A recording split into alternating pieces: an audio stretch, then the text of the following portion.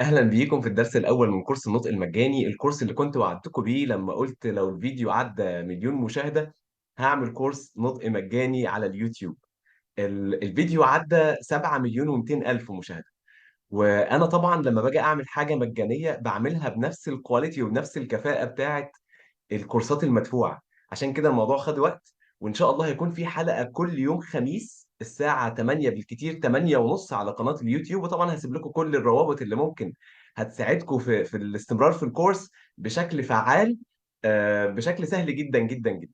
زي ما قلت لكم قبل كده ان كورس النطق المجاني ده هيناسب لو انت طالب في الجامعه وعايز تحسن النطق بتاعك، تقدر تتابع الدروس. لو حضرتك ام وبتذاكري لاولادك في المدرسه تقدري تتابعي الدروس. لو انت لسه طفل صغير في ابتدائي او اعدادي برضه تقدر تتابع الدروس. لو انت حد اتخرج وبيدور على تحسين نطقه عشان لما يجي يقدم على شغل تقدر تتابع الدروس. فالكورس ده لكل الناس.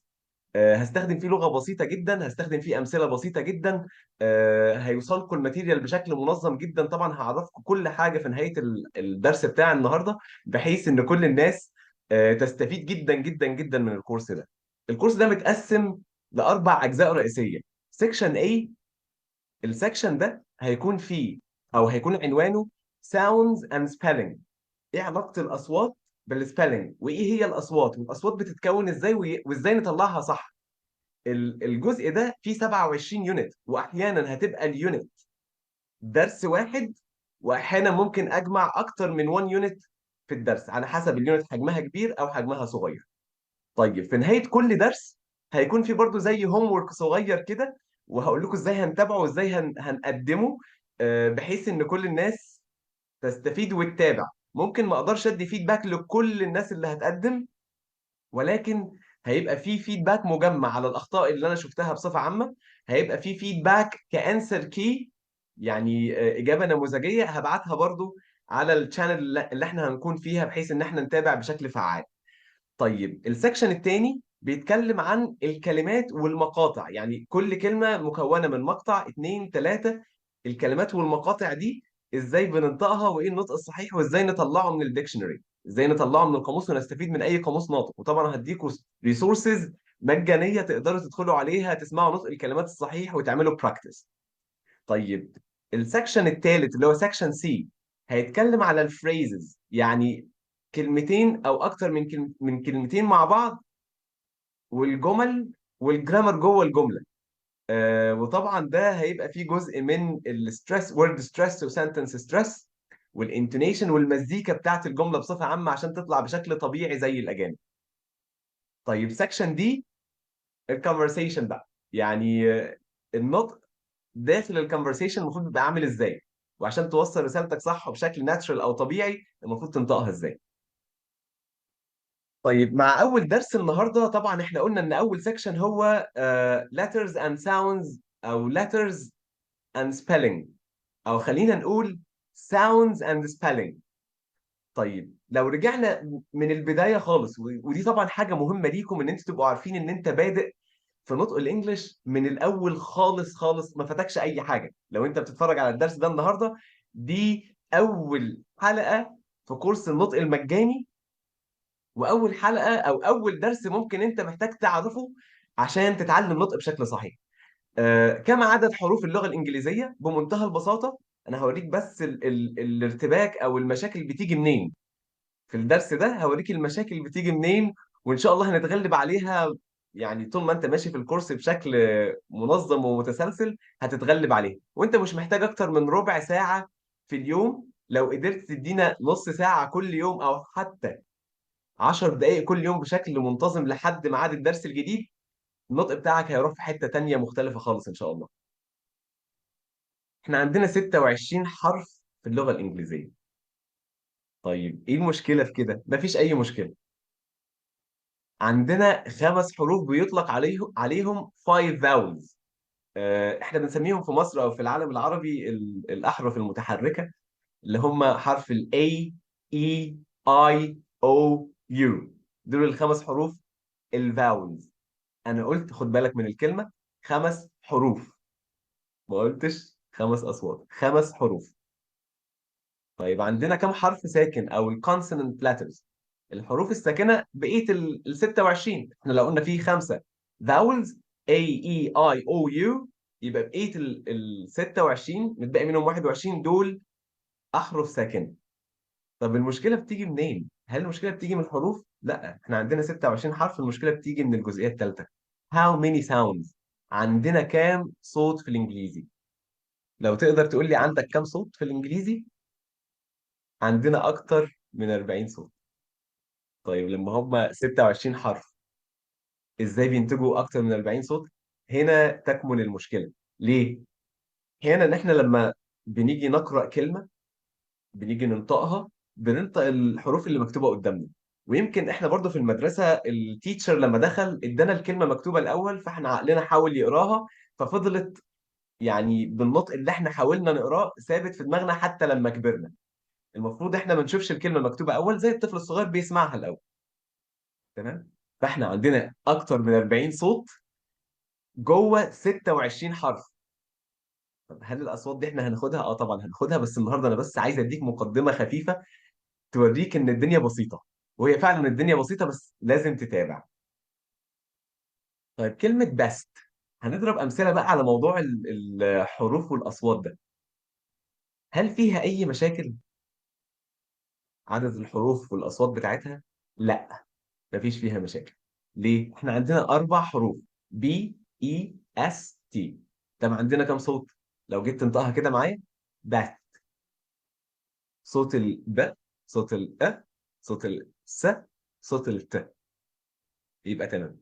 اربع حروف واربع اصوات. خليني اغير بس مكان الكاميرا. طيب اربع حروف واربع اصوات، مفيش اي مشكله. طب ندخل بقى على كلمه هابي. عندنا خمس حروف واربع اصوات. لو لاحظت هتلاقي الصوتين دول هو صوت الب لوحده. خمس حروف، اربع اصوات. الصوت لما بيتكرر زي الب in happy، خلاص احنا نطقنا مره واحده happy. طب هل في كلمه ممكن يكون فيها حرفين مش متكررين بس يتنطقوا صوت واحد؟ تعال كده نجرب كلمه كمان: bread. عندنا كام حرف هنا؟ بي ار اي اي دي. خد بالك ان انا لما قلت حروف نطقت الحرف يعني كامل: بي ار اي اي دي. طب لما باجي اقول صوت، بنطق الصوت بس اللي بيحصل جوه الكلمه. احنا عندنا كام صوت هنا؟ براد، ب، ر، أ، د. عندنا اربع حروف. يبقى كده اربع اصوات، انا اسف. يبقى كده الحرفين دول اتنطقوا اه، براد. طب هما مش زي هابي، مش حرف اتكرر مرتين، لا ده حرفين مختلفين، ولكن اتكرروا لما جينا ننطق. ما ما اتقالوش غير حرف واحد، صوت واحد. هو حرفين طلعوا صوت واحد. يبقى احنا كده عندنا حروف وعندنا اصوات. طيب في كلمة تانية فيها مشكلة او كلمات تانية فيها مشكلة، نموذج على الكلمات دي كلمة listen. عندنا كام حرف؟ ال اي اس تي اي ان. عندنا ست حروف. طب لما بنيجي نقولها بنطلع كام صوت؟ يلا كده نعد سوا: listen، ل، ا، س، ا، ن. يبقى كده كام؟ عندنا خمس اصوات. يبقى ست حروف وفي حرف ما اتنطقش خالص. طب هو مكتوب بس ما اتنطقش. طب اخر كلمة معانا النهارده، رقم ستة: 6. احنا عندنا كام حرف في الكلمة دي؟ اس اي اكس، ثلاث حروف. طب عندنا كام صوت؟ يلا نقولها سوا كده: 6، س، ا، ك، س. 6. عندنا أربعة. يعني الكلمة من ثلاث حروف بس مطلعة أربع أصوات. فمن هنا بتبدأ المشكلة، يعني لأن الأكس دي اي اس أو ك، س. هنا بتبدأ المشكلة لأن الكتابة مش دايما ماشية مع النطق. فلو انت كنت اتفرجتوا على اكتر موقف محرج حصل لي في احد الريلز على الفيسبوك، وانا هديكوا الفيسبوك هتلاقوا كده الفيديو متعنون اكتر موقف محرج حصل لي في حياتي المهنيه. حصل لي عشان وانا مدرس انجليزي ما اتاكدتش من نطق الكلمه دي.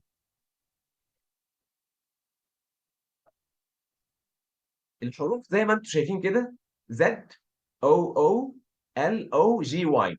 فانا قلت النطق الطبيعي هيبقى زولوجي. انا طبعا مش هضيع وقتكم بس بالقصه دي، لان انا قايلها قبل كده في الريل، روحوا اتفرجوا عليه. اكتر موقف محرج حصل لي في حياتي المهنيه. وانا حتى مدرس، طالما ما اتاكدتش من النطق، احنا عندنا القواميس دلوقتي الناطقه ممكن نجيبها مجانا من على جوجل او من على اي براوزر. في ابلكيشن زي ما هديكوا في اخر الدرس ده. الموضوع بقى ابسط كتير من الاول، فيا ريت نتاكد من النطق. ومفيش حد كبير على انه يتاكد من نطق الكلمه، حتى التيتشرز. طيب احنا كده خلاصة الدرس النهارده ان عدد الحروف 26، منهم 5 vowel letters ومنهم 21 consonant letters. ال 26 حرف دول بينتجوا 40 صوت او اكتر من 40 صوت في بعض اللكنات. طيب خدنا بعض الامثله. كلمه best، عدد الحروف هو عدد الاصوات. happy، عندنا دبل بي بيتنطقوا بي واحده، happy. عندنا bread، الاي اي هنا اتنطقت ا. عندنا listen، التي ما اتنطقتش خالص، فست حروف طلعوا 5 اصوات. عندنا كلمه 6 على العكس بقى من كده، عندنا 3 حروف ومطلعين 4 اصوات. هيبقى في معانا هوم ورك صغير كده، اكسرسايز بسيط.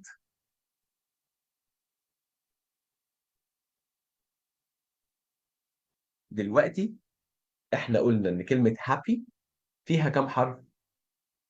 5. طيب طلعت كام صوت؟ 4. طب كلمه اه فيها كام حرف وطلعت كام صوت؟ كلمه باع فيها كام حرف وطلعت كام صوت؟ طيب هتكتب لي عدد الحروف هنا، وهتكتب لي عدد الأصوات هنا، وهعرفك ازاي هتاخد الإجابة النموذجية خلال أسبوع قبل الحلقة أو قبل الدرس التاني ما ينزل. تمام؟ وهديك عوامل تساعدك وانت بتحل. أول حاجة، انت ممكن تدخل على الموقع ده wordreference.com. والموقع ده ليه ابلكيشن برضو على جوجل بلاي، وليه ابلكيشن على الاب ستور بتاع ايفون. خليني اوريكم نموذج لكلمة.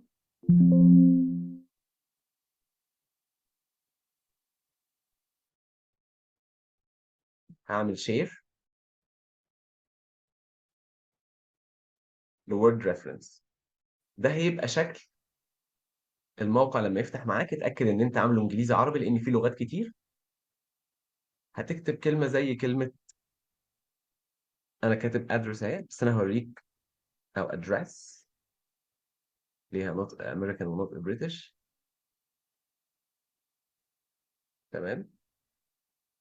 وهتعمل سيرش. انت ممكن طبعا تسمعها كويس address, اكتر من مره. address, تمام. اسمعها اكتر من مره. طب النطق البريتش، address, يعني النطق اختلف شويه، حولوا الستريس على السيلابل التاني. واحنا طبعا هناخد الحاجات دي بالتفصيل، بس دي مش مشكلتنا دلوقتي، مش بتكلم في الستريس. انا عايزك تعدي لي الاصوات اللي انت سمعتها. طب لو ما عرفتش تعدها، هقول لك على معلومه بسيطه برضو، ما تزعجش نفسك لو ما عرفتش حتى تجيبهم كلهم صح، او ما عرفتش ولا واحده صح، ما تقلقش. هتعد الاشكال دي. ده 1 2 3 4 5. دي بنسميها الفونيمز، فونيمز، اللي هي الأحرف الصوتية. فده هيساعدك شوية، فتبقى أنت منها عديت. أنا مش عايزك تعرف هما بنطقوا إزاي دلوقتي على قد ما أنا عايزك تعرف أشكالهم. إحنا هناخد صوت صوت بالتدريج وبالترتيب، ما تقلقش خالص. بس ده اكسرسايز بسيط كده، وهقول لك إزاي تاخد الانسر كي، وإزاي هنتواصل مع بعض. نرجع تاني للسلايدز.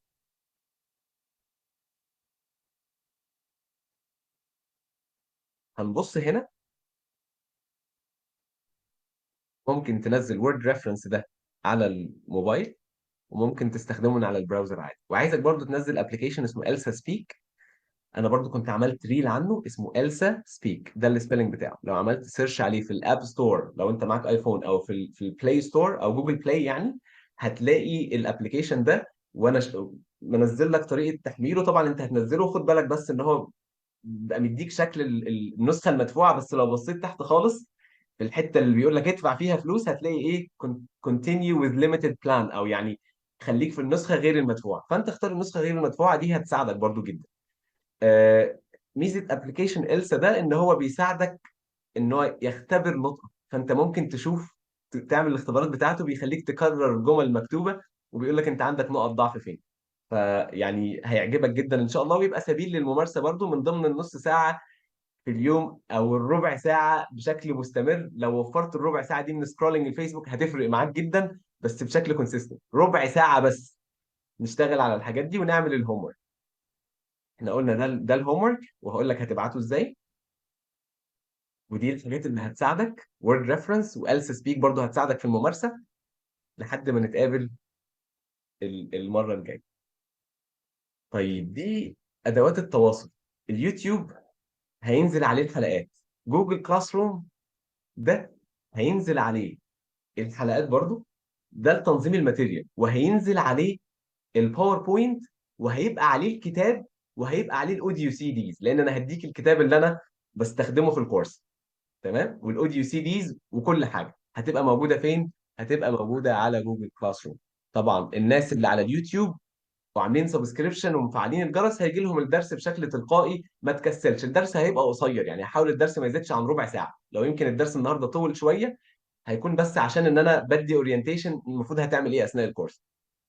جوجل كلاس روم ده برضو انت هتنضم بشكل مجاني، وده زي انا حقيقي يعني نفس شغل المدفوع بتاعي انا عامله في جوجل كلاس روم ده. خليني اوري لك شكل جوجل كلاس روم هيبقى عامل ازاي لما تدخل عليه. طبعا انت لما تدخل هيقول لك ايه، لما هتدخل على اللينك بتاع جوجل كلاس روم هقول لك ازاي توصل له. هيقول لك جوين كلاس، اعمل طبعا جوين كلاس. سيكشن A sounds and spelling. في السكشن ده انا هحط كل الدروس الخاصه بالسكشن ده. احنا قلنا ان السكشن ده فيه 27 يونت. 27 يونت هينزلوا هنا. حتى هتلاقي هنا lesson 1، وهتلاقي اليوتيوب فيديو ده اللي انت بتتفرج عليه لو دخلت على جوجل كلاس روم هتلاقيه تحتيه. انا لسه ما رفعتوش لان انا لسه بسجله حالا، فهتلاقيه تحتيه. طيب الماتيريالز بقى، هتلاقي الكورس بوك موجود، وهتلاقي الاوديو سي ديز. لو فتحت كده هتلاقي 5 سي ديز تقدر تعمل لهم داونلود. تمام. طيب لما نخلص سيكشن ايه هعمل سيكشن جديد اسمه سيكشن بي وباسمه بقى، وسيكشن سي وسيكشن دي، وكل الدروس هتبقى منظمه هنا. والكتاب انا طبعا ممكن ارفعه، الماتيريالز تبقى فوق خالص. بعد كده الفيديو ليسنز والباوربوينت اللي انا استخدمته كمان هتلاقيه مرفوع على جوجل كلاس روم. طب اي حد ممكن يدخل جوجل كلاس روم ده؟ ايوه طبعا، اي حد يقدر يدخل جوجل كلاس روم طالما عندك جيميل. عارفين الاكونت اللي احنا لما بنيجي نجيب موبايل جديد بيقول لك دخل الجيميل. لو انت مش فاكره ممكن تعمل واحد جديد وتحتفظ بالباسورد في مكان كده ما تضيعوش، وتدخل على جوجل كلاس روم، لان انت هتتفاجئ من تنظيم المحتوى. انا بحب انظم المحتوى حتى المجاني بنفس طريقه تنظيم المحتوى المدفوع، لان انا بدي كورسات.